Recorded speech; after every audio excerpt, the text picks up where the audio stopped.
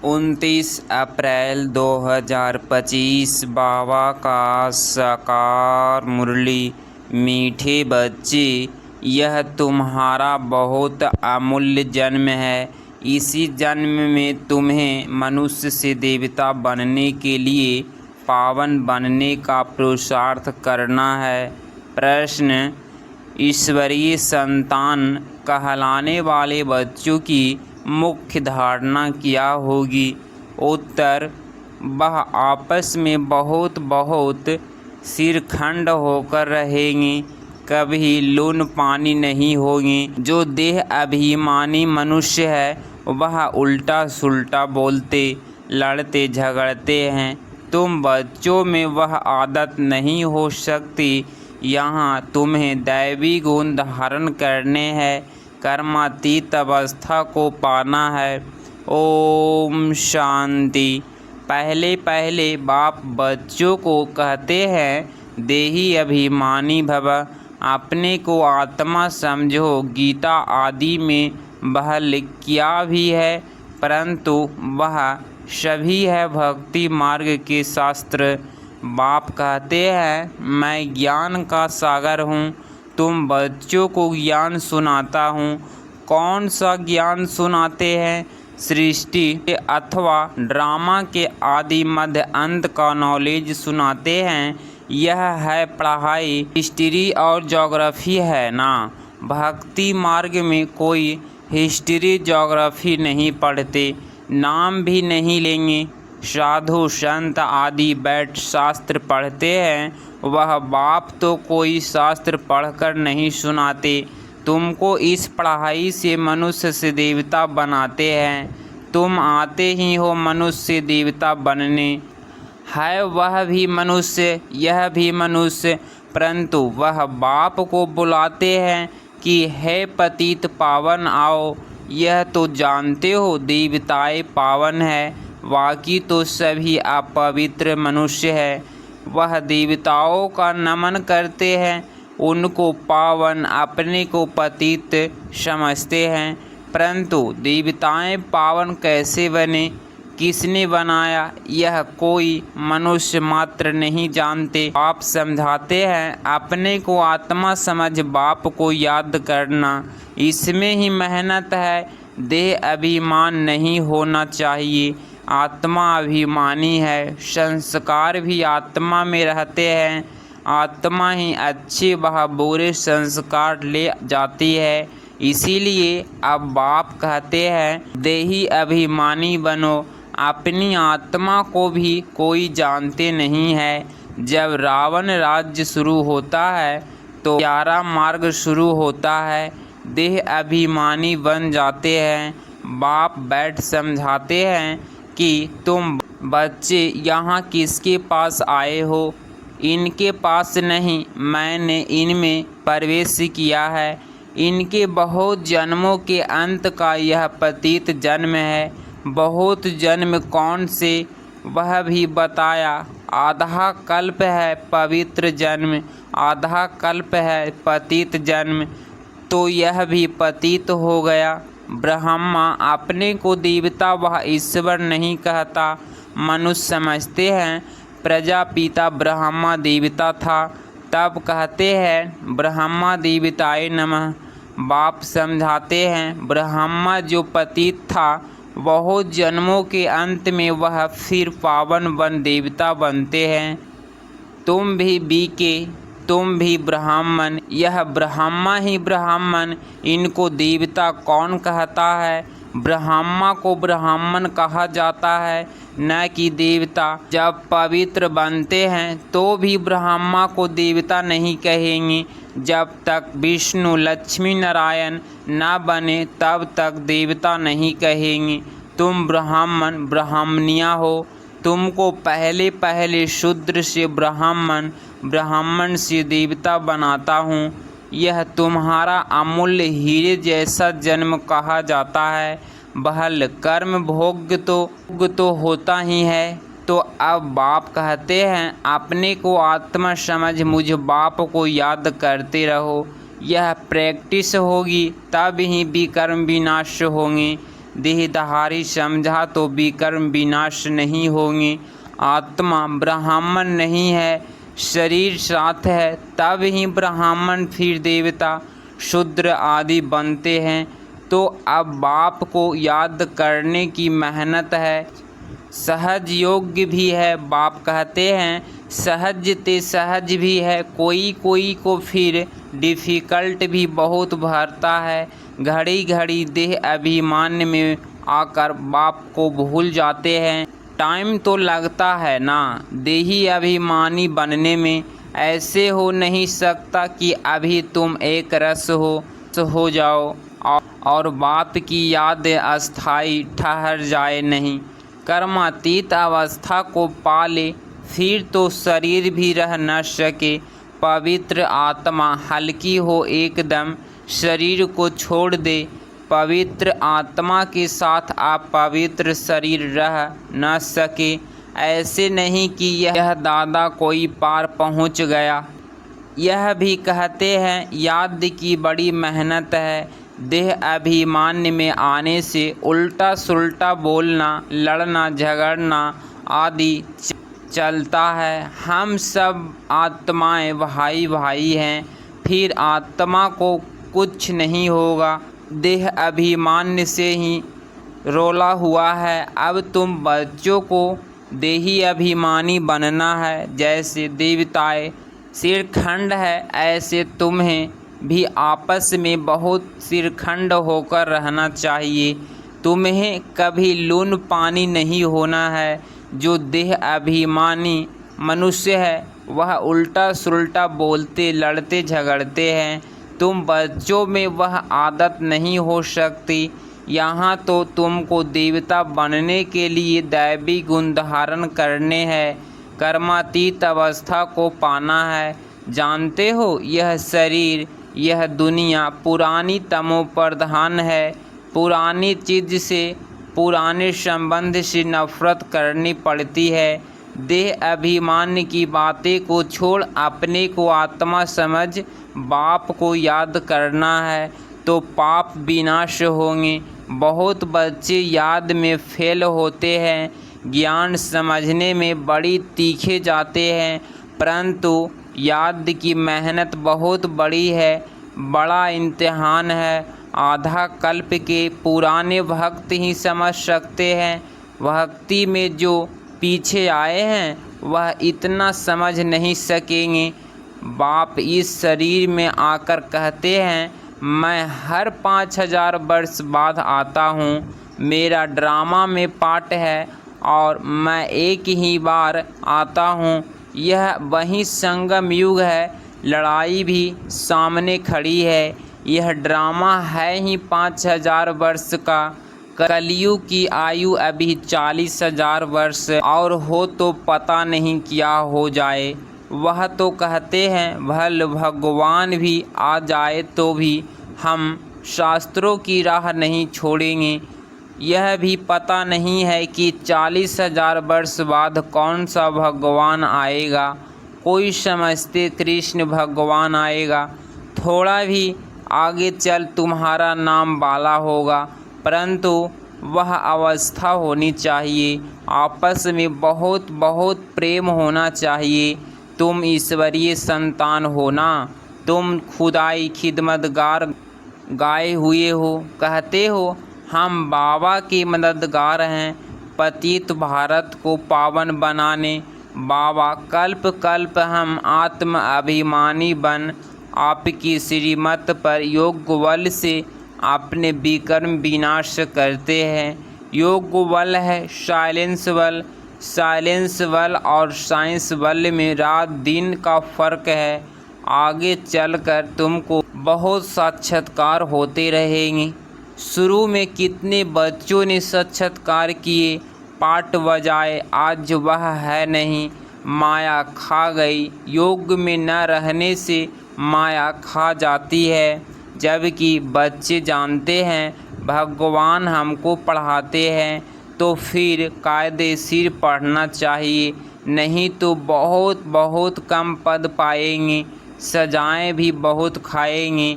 गाते भी है ना, जन्म जन्मांतर का पापी हूँ। वहाँ सतयुग में तो रावण का राज्य ही नहीं, कार का नाम भी कैसे हो सकता है। वह है ही संपूर्ण निर्विकारी राज्य, वह राम राज्य, यह है रावण राज्य। इस समय सब तमो प्रधान है।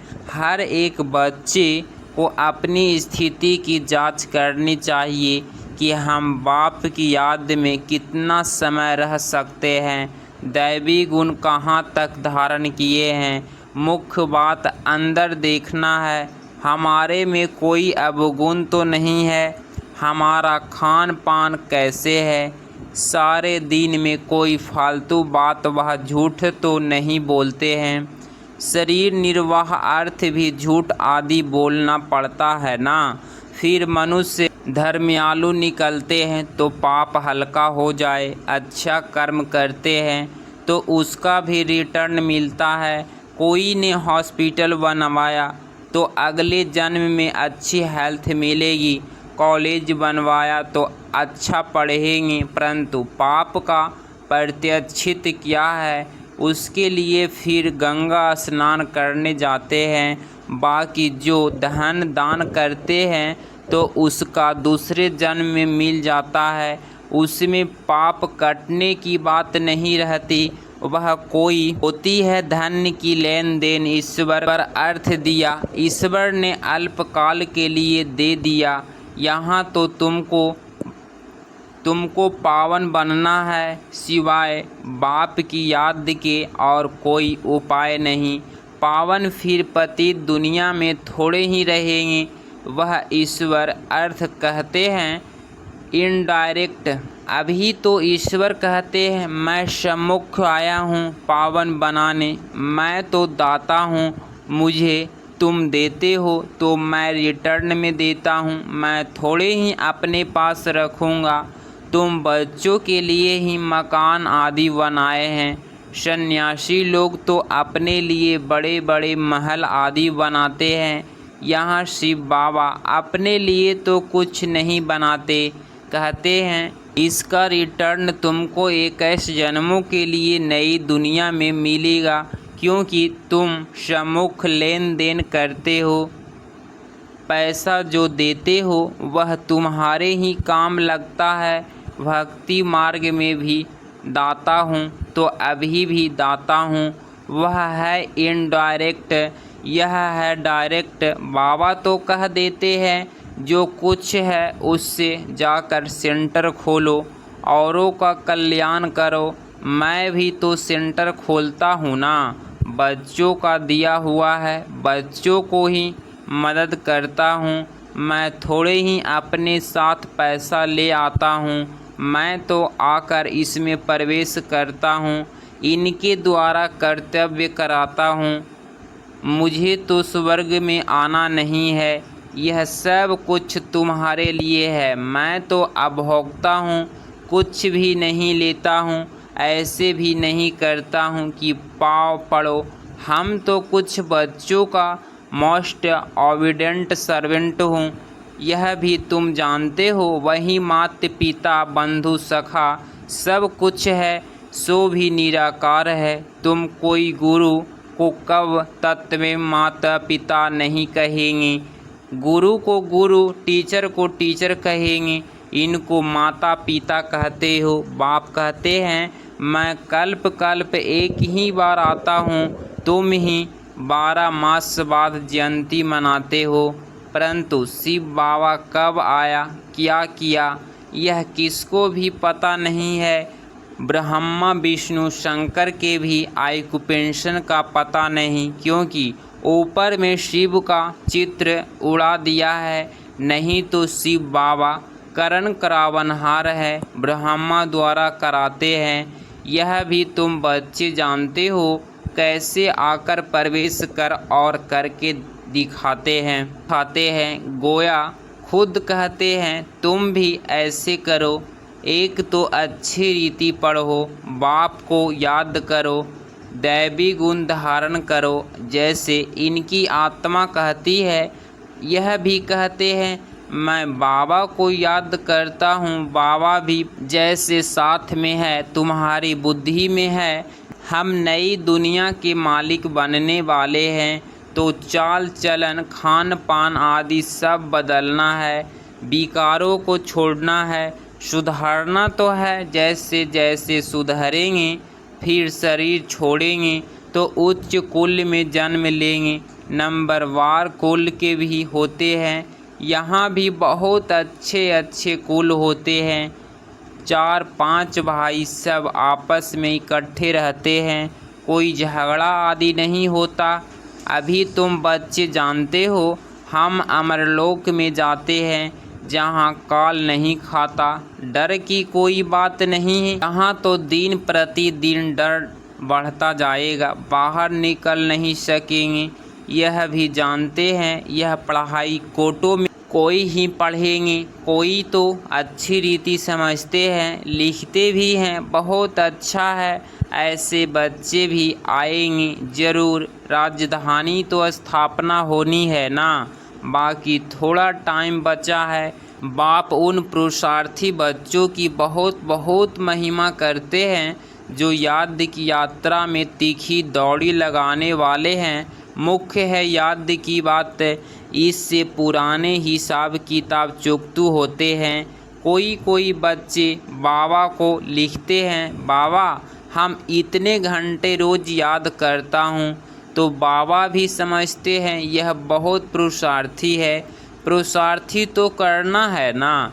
इसीलिए बाप कहते हैं आपस में कभी भी लड़ना झगड़ना नहीं चाहिए।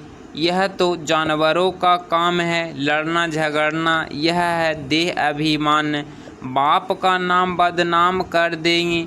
अब बाप के लिए कहा जाता है सतगुरु का निंदक ठौर न पाए। साधुओं ने फिर अपने लिए कह दिया है, तो माताएं उनसे बहुत डरती है कि कोई श्राप न मिल जाए। अभी तुम जानते हो हम मनुष्य देवता बन रहे हैं, सच्ची सच्ची अमर कथा सुन रहे हैं। कहते हो हम इस पाठशाला में आते हैं श्री लक्ष्मी नारायण का पद पाने लिए, और कहाँ ऐसे कहते नहीं। अभी हम जाते हैं अपने घर, इसमें याद का पुरुषार्थ ही मुख्य है। आधा कल्प याद नहीं किया है, अब एक ही जन्म में याद करना है। यह है मेहनत, याद करना है, दैवी गुण धारण करना है। कोई पाप कर्म किया तो 100 गुना दंड पड़ जाएगा। पुरुषार्थ करना है, अपनी उन्नति करनी है। आत्मा ही शरीर द्वारा पढ़कर बैरिस्टर व सर्जन आदि बनती है ना। यह लक्ष्मी नारायण पद तो बहुत ऊंचा है ना, आगे चल तुमको साक्षात्कार बहुत होंगे। तुम हो सर्वोत्तम ब्राह्मण कुलभूषण स्वदर्शन चक्रधारी। कल पहले भी यह ज्ञान तुमको सुनाया था, फिर तुमको सुनाते हैं। तुम सुनकर पद पाते हो, फिर यह ज्ञान प्राय लोप हो जाता है। बाकी यह शास्त्र आदि सब हैं भक्ति मार्ग के। अच्छा, मीठे मीठे सिकिलधे बच्चों प्रति माता पिता बाप दादा का याद प्यार और गुड मॉर्निंग। रूहानी बाप की रूहानी बच्चों को नमस्ते नमस्ते। धारणा के लिए मुख्य सार पॉइंट नंबर 1, अंदर अपनी जांच करनी है। हम बाप की याद में कितना समय रहते हैं, दैवी गुण कहाँ तक धारणा किए हैं, हमारे में कोई अवगुण तो नहीं है, हमारा खान पान चाल चलन रॉयल है, फालतू बातें तो नहीं करते, झूठ तो नहीं बोलते हैं। पॉइंट नंबर 2, याद का चार्ट बढ़ाने के लिए अभ्यास करना है। हम सब आत्माएं भाई भाई है, देह अभिमान से दूर रहना है, अपनी एक रस स्थिति जमानी है, इसके लिए टाइम देना है। 29 अप्रैल 2025 का वरदान, पांचों तत्वों और पांचों विकारों को अपना सेवाधारी बनाने वाले मायाजीत स्वराज्य अधिकारी भव। स्पष्टीकरण। जैसे सतयुग में विश्व महाराजा वह विश्व महारानी की रजाई ड्रेस को पीछे से दास दासियाँ उठाते हैं, ऐसे संगम युग पर आप बच्चों जब मायाजीत स्वराज्य अधिकारी बन टाइटल्स रूपी ड्रेस से सजे सजाए रहेंगे तो ये 5 तत्व और 5 विकार आपकी ड्रेस को पीछे से उठाएंगे, यथार्थ अधीन होकर चलेंगे। इसके लिए दृढ़ संकल्प की बेल्ट से टाइटल्स की ड्रेस को टाइट करो। भिन्न भिन्न ड्रेस और श्रृंगार के सेट से सज धज कर बाप के साथ रहो तो यह विकार वह तत्व परिवर्तन हो सहयोगी सेवाधारी हो जाएंगे। स्लोगन। जिन गुणों व शक्तियों का वर्णन करते हो उनके अनुभवों में खो जाओ। अनुभव ही सबसे बड़ी ऑथोरिटी है। अव्यक्त इशारे कंबाइंड रूप की स्मृति से सदा विजयी बनो। स्वयं को बाप के साथ कंबाइंड समझने से विनाशी साथी बनाने का संकल्प समाप्त हो जाएगा, क्योंकि सर्वशक्तिमान साथी है। जैसे सूर्य के आगे अंधकार ठहर नहीं सकता, वैसे सर्वशक्तिमान के आगे माया का कोई भी व्यर्थ संकल्प भी ठहर नहीं सकता। कोई भी दुश्मन वार करने के पर अकेला बनाता है, इसीलिए कभी अकेले नहीं बनो। अगर इस चैनल पे आप डेली मुरली क्लास सुन रहे हैं तो चैनल को प्लीज़ सब्सक्राइब करें और नोटिफिकेशन ऑल पे क्लिक करें। मिलते हैं अगली मुरली क्लास में। ओम शांति।